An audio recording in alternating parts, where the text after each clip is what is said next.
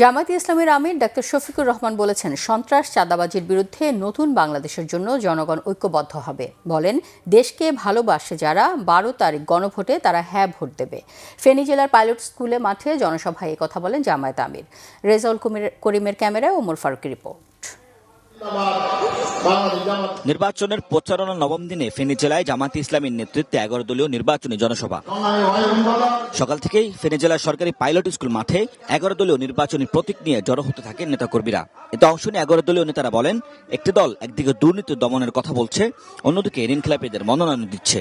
দেশনেত্রীর নেতৃত্বে যে সকল দল বিএনপির সাথে ছিল তারা কেউ এখন আর বিএনপির সাথে নাই।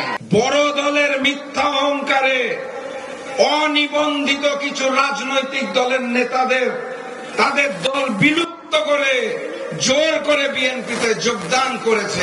জামায়াতে ইসলামী সমর্থিত প্রার্থীদেরকে ভোট দিয়ে জয়যুক্ত করবেন। জামায়াত আমির ডক্টর শফিকুর রহমান বলেন, বন্যা সংকটের ধারাবাহিকতা বন্ধে পার্শ্ববর্তী দেশের সঙ্গে সম্মানজনক সমঝোতা করা হবে। সরকার গঠন করলে ফেনীর মানুষ আশাহত হবে না। বাংলাদেশের অর্থনীতিতে ফেনীর বিশেষ অবদান আছে। বিপুল সংখ্যক মানুষ দেশের বাইরে থাকেন, তাদের পাঠানো রেমিটেন্স বাংলাদেশের একটা বিশাল অংশ জুড়ে আছে। ফেনীবাসীকে ফেনীবাসীর পাওনা দেব ইনশাল্লাহ। আমরা এই স্টেডিয়ামকে মানসম্মত আন্তর্জাতিক খেলার ভেন্যু হিসাবে তৈরি করা হবে ইনশাল্লাহ, যাতে এখানকার যুবকরা সুস্থ হওয়ার জন্য, সাবলীল হওয়ার জন্য তারা খেলাধুলার এই সুযোগ আরো প্রসারিত হয় তাদের জন্য। এরকম আরো অনেকগুলা সমস্যা ফেনীর আছে, ন্যায্যতার ভিত্তিতে তার সবগুলা সমাধান ইনশাআল্লাহ আমরা করব। দুর্নীতি চাঁদাবাজির বিরুদ্ধে সবাই ঐক্যবদ্ধ বলেও মন্তব্য করেন জামায়াত আমির।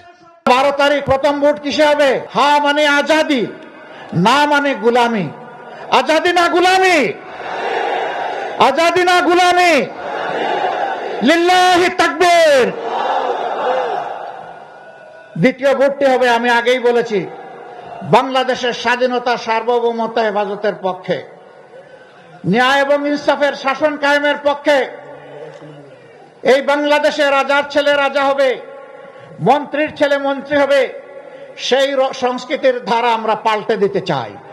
12 তারিখ ভোটের বাক্সে কেউ হাত দিতে এলে প্রতিহতের হুঁশিয়ারও দেন তিনি। জোটের প্রার্থীদের পক্ষে ভোট চান তিনি। পক্ষে আনতে হবে। ওমর ফারুক, বাংলা ভিশন, ফেনী।